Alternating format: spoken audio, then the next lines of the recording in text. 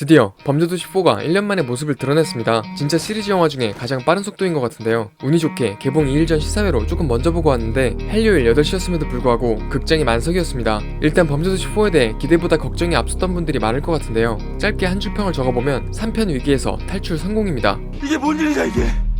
실제로 관객들의 반응을 보면 큰웃음이 터지는 순간들이 꽤나 많았고 액션과 긴장감 측면에서도 몰입도가 높았던 게 순간 놀라서 소리 지르는 분들도 여럿 있었죠. 그동안 예고편을 리뷰하면서 3편보다는 낫겠다는 느낌이 들긴 했었지만 개인적으로 2편과 거의 맞먹는 느낌이었습니다. 실제로 공개 전부터 마동석은 3편보다 훨씬 어둡고 진지해졌다고 했는데 확실히 3편과 비교하면 1, 2편으로 다시 돌아간 상황입니다. 네 사업장 다 때려 부신다?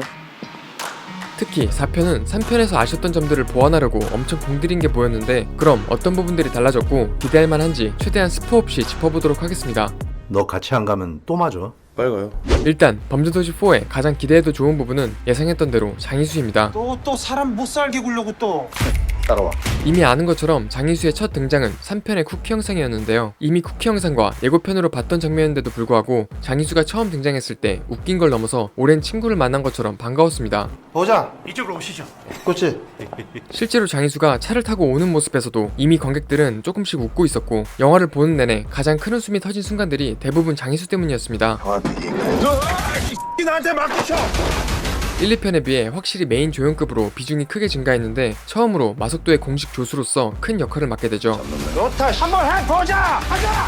내심 1, 2편의 장희수 개그를 똑같이 재탕하면 뇌절처럼 보일까봐 걱정했는데 지금껏 보지 못했던 새로운 모습으로 프레시한 웃음을 선사했습니다. 시리즈에 매번 나왔던 랄브 친구 장면도 이번에 안 나왔는데 최대한 이전 편을 답습하는 걸 지향하고 새로운 청사진을 제시하려고 노력했던 것 같습니다. 내 옛날에 장이수가 아이야. 그래서 그런지 마석도와 장희수의 케미가 전혀 뻔하지 않았고 오히려 앞으로 더 새로운 방향으로 발전할 수 있겠다는 기대감까지 들었는데요. 실제로 별 대사가 없는 장면에서도 피지컬만으로 웃음을 사냥하는데 거의 타율이 백발백중이었죠. 이렇다 보니 어쩔 수 없이 떠오르는 사람이 하나 있었는데 바로 초롱이입니다. 3편은 초롱이가 하드캐리했다고 봐도 될 정도로 임팩트가 컸었는데 장희수가 이걸 견제한 건지 진짜 이를 갈고 닦은 게 보일 정도였습니다. 다시 생각해보면 초롱이의 무기는 능청스러운 태세전환과 마석도 뒷담화에 있었는데요. 예, 여기 맞습니다. 고생하십시오.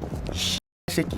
원래 이 태세전환과 뒷담화 개그는 장희수 거였죠. 이제는 나한테 이러면 나도 가만히 안 있는다. 개끼네 진짜. 불렀냐? 아닙니다. 그런데 잠시 장희수가 자리를 비운 사이 괴물 신입 초롱이가 너무 크게 활약을 해서 그런지 장희수는 이번에 다양한 무기들을 종합 세트로 갖고 나왔습니다. 불쌍함부터 극악무도한 1편의 장희수의 모습, 그리고 장희수의 숨겨왔던 의외의 장래희망까지 다양한 스펙트럼으로 관객들의 웃음을 무자비하게 사냥할 예정이니 기대하셔도 좋을 것 같습니다. 나한테 맡기셔. 한편 박지한 배우가 개봉 3일 후인 4월 27일에 결혼하는데 범죄도시4 천만 보너스까지 타면 더할 나위 없을 것 같습니다. 그리고 다음은 주인공 마석도의 변화인데요. 기존 영상들에서 주구장창 얘기했던 3편에서 아쉬웠던 점들을 모두 반영해서 솔직히 놀랐습니다. 일단 첫 번째로 힘 설정입니다. 예고편 장면만 봤을 땐 3편보다도 더 진화한 느낌이었는데요.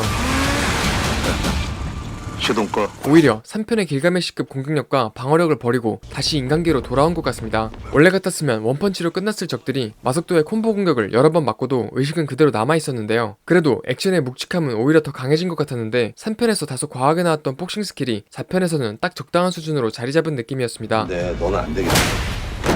그리고 두 번째로 팀플레이가 돌아왔습니다. 3편에선 팀은 두고 혼자서 모든 걸 해결하는 1인 체제였는데 확실히 1, 2편의 팀 기반 수사 체제로 복귀했습니다. 그러면서 자연스럽게 수사 과정의 비중이 증가했고 다른 볼거리도 많아져서 오히려 마석도의 액션이 터질 때 쾌감이 배가 됐던 것 같습니다. 그리고 3편에서 비중이 거의 없었던 이범수 반장이 4편에서 마석도와 꽤나 괜찮은 케미를 보여주며 전일만 반장의 빈자리를 채우려는 노력이 보였습니다. 이뿐만 아니라 마석도가 경찰 공무원인 설정 또한 다시금 부각됐는데 3편에선 치해법권 사법경찰 마냥 눈치 안 보고 다 패고 다녔었죠. 하지만 4편에선 다시 윗선의 눈치를 봐야만 하는 현실적인 경찰 마석도의 모습이 돌아오면서 그게 개연성과 몰입감이 몇 배는 증가한 것처럼 보입니다.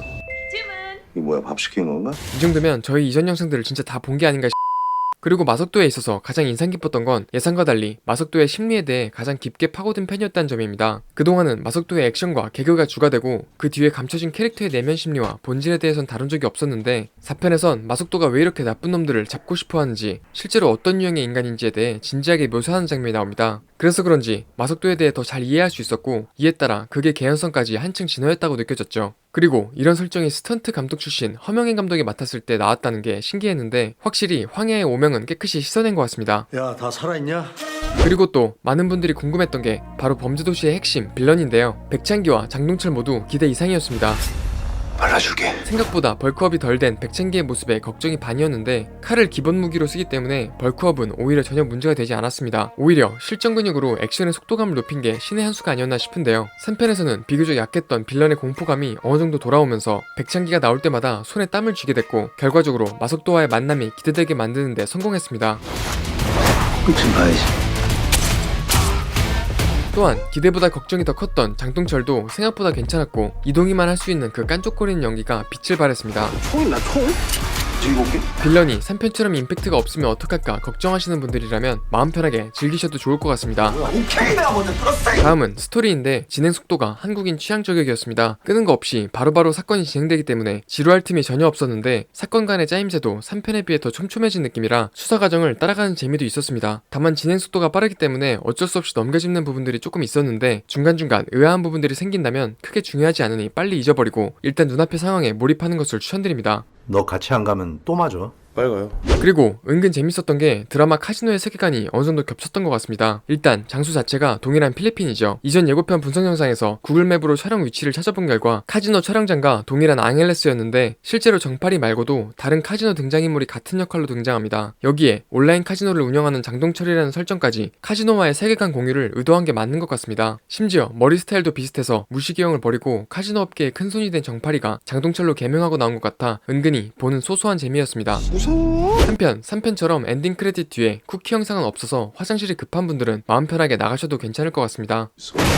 여기까지 범죄도시4의 변화에 대해 다뤄봤는데 개인적으로 1000만은 가뿐하게 넘길 것으로 보입니다. 여기에는 몇 가지 이유가 있는데 첫 번째는 4, 5월에 이렇다 할 경쟁작이 없습니다. 4월 콩푸팬더4는 개봉 2주차에 100만을 겨우 넘긴 상황이고 5월은 혹성탈출 새로운 시대와 매드맥스 스피노프 퓨리오사가 있긴 하지만 한국에선 유독 팬층이 약한 시리즈들이죠. 그리고 혹성탈출은 5월 8일, 퓨리오사는 5월 22일 개봉인 걸 보면 범죄도시4보다 최소 2주 후에 나오기 때문에 개봉 직후 2주간은 범죄도시를 위해 비워졌다고 봐도 될 정도죠. 시작해. 오히려 이렇게 해외 영화 하나가 같이 상영할 경우 1000만을 찍을 확률이 증가하는데 가장 최근 1000만을 찍은 파묘도 바로 다음 주에 듄 파트 2가 개봉하면서 극장으로 사람들을 더 끌어들였고 뒷발까지 받아 1000만을 넘겼었죠. 그리고 두 번째는 입소문입니다. 요즘은 나쁘지 않았다 정도의 입소문만 퍼져도 극장에 보러 가는 추세입니다. 파묘 또한 압도적인 몰입감에 초반 1시간을 제외하면 중반부부터 김이 빠졌다는 평이 많았음에도 불구하고 오컬트 장르 최초로 1000만을 찍었었죠. 이런 상황에서 범죄도시4는 평타 이상의 평가를 받을 것으로 예상하기 때문에 개봉 직후에 볼만하다는 입소문만 퍼진다면 가볍게 1000만에 가까워질 것 같습니다. 좋다, 한번 해보자. 하자. 그리고 마지막 범죄도시의 특수한 요인이 바로 기존 시리즈에 대한 인지도와 관심도가 높다는 것입니다. 이미 전작들이 다 흥행에 성공하면서 누적 관객수 3천만 명을 기록했기 때문에 일단 개봉하면 보는 게 인지상정인 사람들이 어림잡아도 기본 500만 명은 될 것 같죠. 이게 다야? 난 더 짤 수 있을 것 같은데. 또한 실제로 역대 천만 영화 사례들 중에는 신과 함께, 겨울왕국, 아바타와 같이 시리즈물이 꽤 있기 때문에 기존 인지도와 관심도는 흥행에 큰 역할을 하고 있습니다. 이전 편이 1000만을 찍었을 경우 속편 또한 1000만을 찍을 확률이 올라가는 것이죠. 심지어 범죄도시는 이미 상1000만을 달성했기 때문에 1000만을 찍기에 훨씬 유리한 조건으로 보입니다. 2편이 1000만까지 25일, 3편이 32일 걸렸는데 과연 이번엔 이 기록을 더 앞당길 수 있을지 지켜보면 좋을 것 같습니다. 무조건 찾아야 돼. 발라줄게. 그런데 혹시 넷플릭스가 비싸서 구독을 안 하고 계시거나 혼자 사는데 프리미엄 17,000원을 결제하고 있는 분들이 있다면 단돈 5만원대 1년 넷플릭스 구독을 할 수 있는 방법이 있으니 자세한 내용은 고정 댓글 확인 부탁드립니다. 그럼 개봉 후에 스포가 포함된 영상으로 돌아올 예정이니 채널 이름 까먹을 것 같은 분들은 구독도 추천드립니다.